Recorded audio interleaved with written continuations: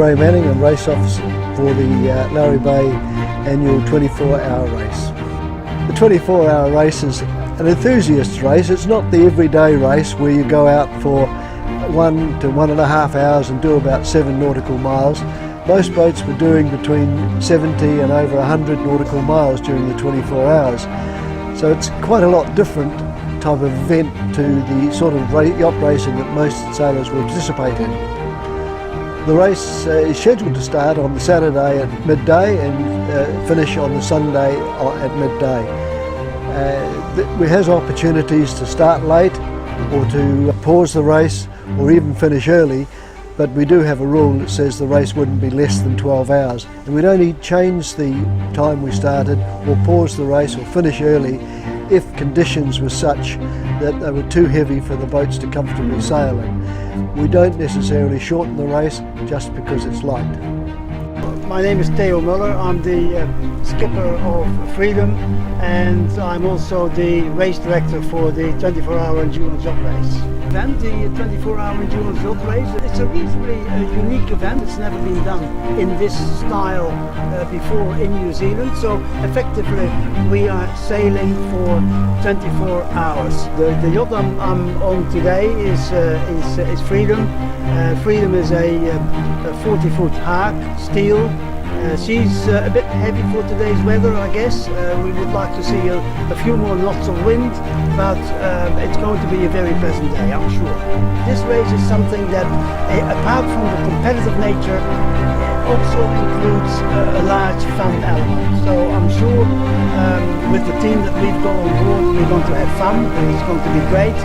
And by the same token, we work the boat hard to ensure that we stay competitive. 94 people out on the water. My job as race officer is to make sure you all come home safely and enjoy the event.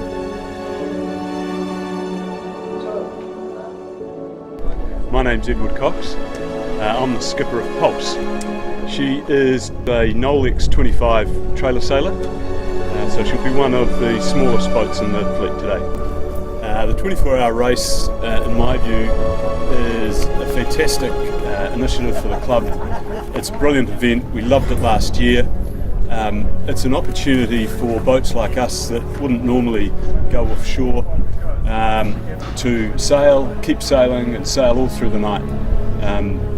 So we're here not only for the race, but very much for the opportunity just to do some serious long distance without having to go offshore into conditions that our boat might not be able to handle so well. My role today is going to be making the boat work for the crew. We've got a great crew today, so it's making sure that they've got everything they want so we have the most enjoyable race we can. Today, number of crew on board, we're going to have 4, which is a lot for us. I'm used to having only 2 or 3, so it's going to be good to have enough hands to do everything and someone have a rest in the middle of the night. Well, the biggest danger is going to be on the upwind leg when everyone's tacking. Will be a port starboard collision. Everyone's obviously got nav lights and knows the rules. We'll be taking some extra precautions about lighting up our sails to make sure people can see us. But that's probably the biggest hazard. I think if it gets really, really light, the biggest challenging component for us will be momentum, because we just don't have much weight.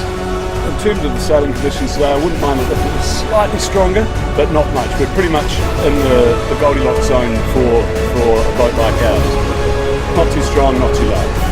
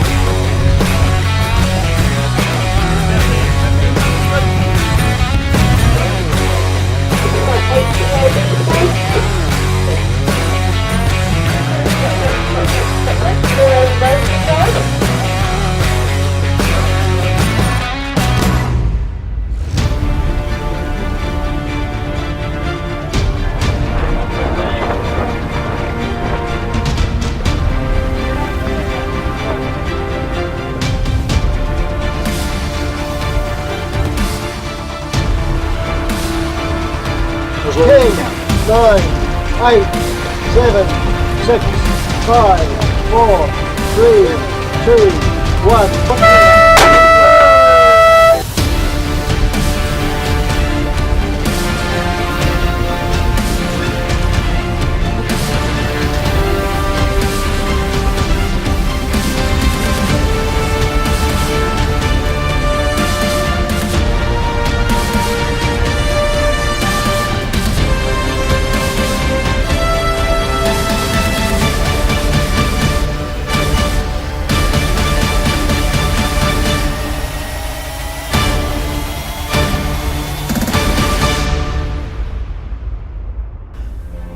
The race configuration, the first lap was right around the harbour, a distance of 17 nautical miles. It would be lovely to be able to run that leg right through the race, but that means that we'd be sailing through the navigation lanes of the harbour at night. We prefer, and the harbour master prefers, we don't do that. So we do the first lap, it's a big lap, 17 nautical miles, and after then they drop back into a 9 nautical mile lap around Four Buoys over the eastern side of the harbour. This configuration means that we're clear of the shipping lanes during the hours of darkness, and because we don't know exactly how many laps we'll be doing, we can't switch back to doing the longer laps just because it's become daylight again.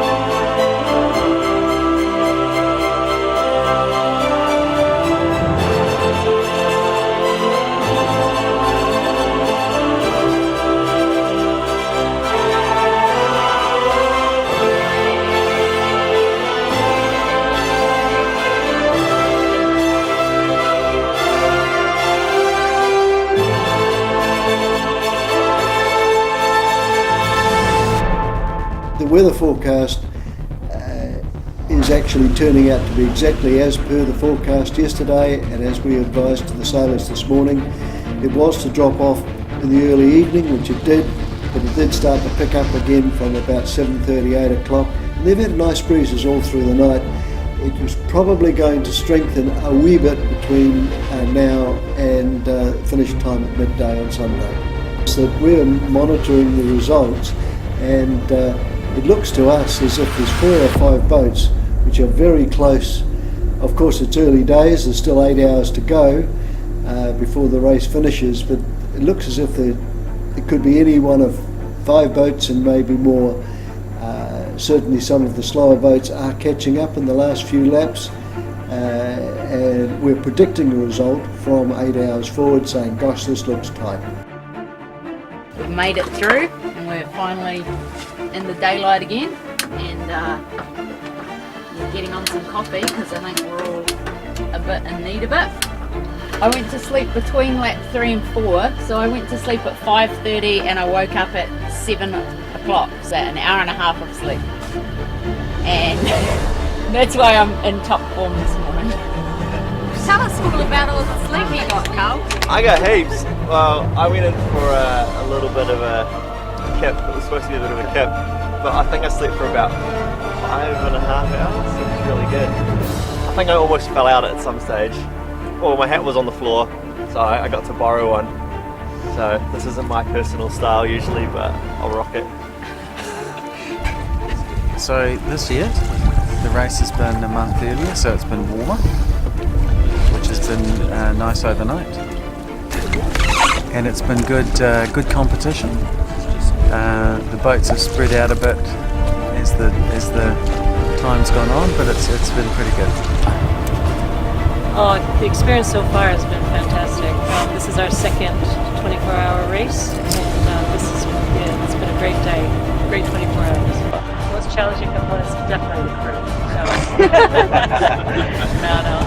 The challenge really is not just the doing it, it's planning it and making sure that you've got everything in place, a good crew in place, and all the stuff so that you're well fed, you're well watered, you have breaks, and people are happy and safe. And so it's more in the plans. For athletes, nowadays 24-hour group stand by 15, 14, 13, 12, 11, 10, 9, 8, 7, 6, 5, 4, 3, 2, 1. Please record the video and return to the air.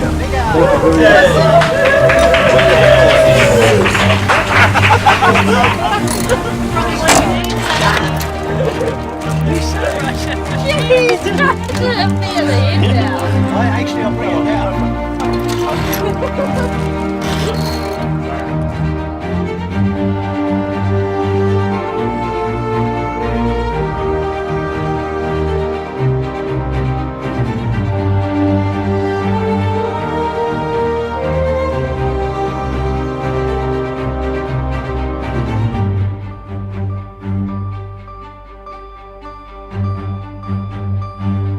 Anyway, welcome everybody. Wasn't this a fantastic weekend? Fantastic. What a wonderful race we've had. You guys probably have had too. So thank you for being here. It's great. And obviously we have some prizes to go through. But first a couple of things. An event like this will only really work if you have support from people who believe in the concept. And I'm talking about sponsors. And people like sponsors who are saying, yes, we want to be part of this wonderful event, and here's our money. And that's what it's all about. At the end of the day, when we talk to sponsors, not just the money that they pay us, but also some of the products. And you're going to enjoy some of that later today. So all I like to do, there's a number of people involved in a race like this, in an event like this, and I'm sure I'm going to miss somebody if I am even trying to mention all of them. They're not going to do it, but I can't get around some people. And I would really like to say thank you to those people who have been part of this. And first of all, of course, our race officers, Ray Manning, and Lynn, and also Wendy. Are they here?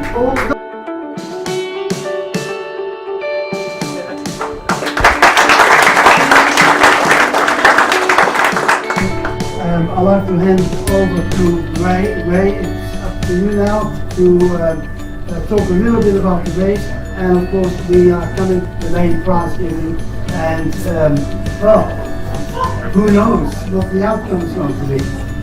Ray. I do. The first prize we've got up, which is going to be awarded by Jamie Reid on behalf of the boat he sailed on and Holston. The record last year, I believe, was 102.27. So the question was, would it be beaten this year? And indeed it has been. Magnitude is 104.19. So they broke the record. Phil was the skipper of Manga 2, and that's the Royal New Zealand Navy training yacht that came to Wellington specifically for this event, and they raced, and my God, they raced well. So again, to all of you who are here from the Royal New Zealand Navy, welcome again. It was wonderful to have you here.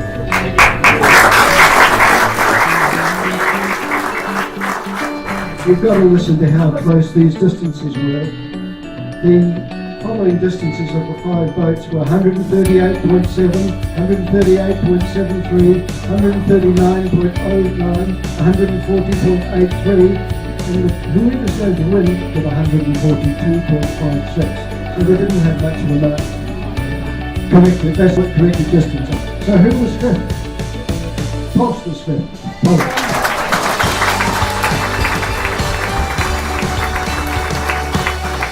The next two were only split by about 3 and nautical miles. North of this number, so Jack.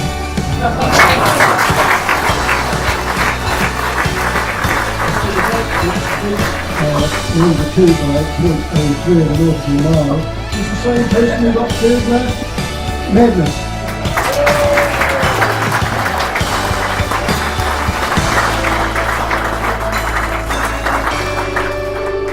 So second was White Cavalier.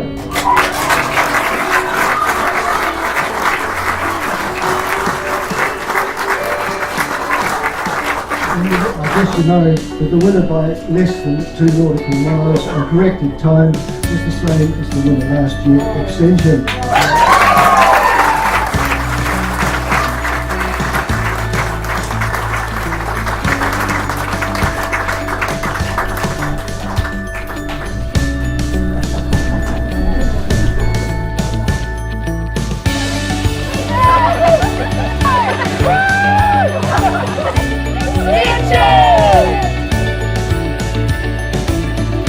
My name's Edward Cox. I'm the skipper of Pulse.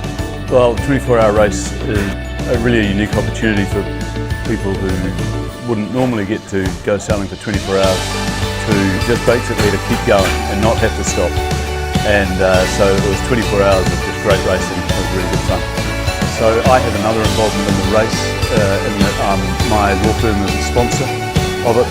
Gibson Sheep is a Wellington and Hutt Valley, Wairarapa-based law firm. Very keen to support events like this, especially if one of us is involved in it. So we sponsored it last year and immediately wanted to sponsor it again this year.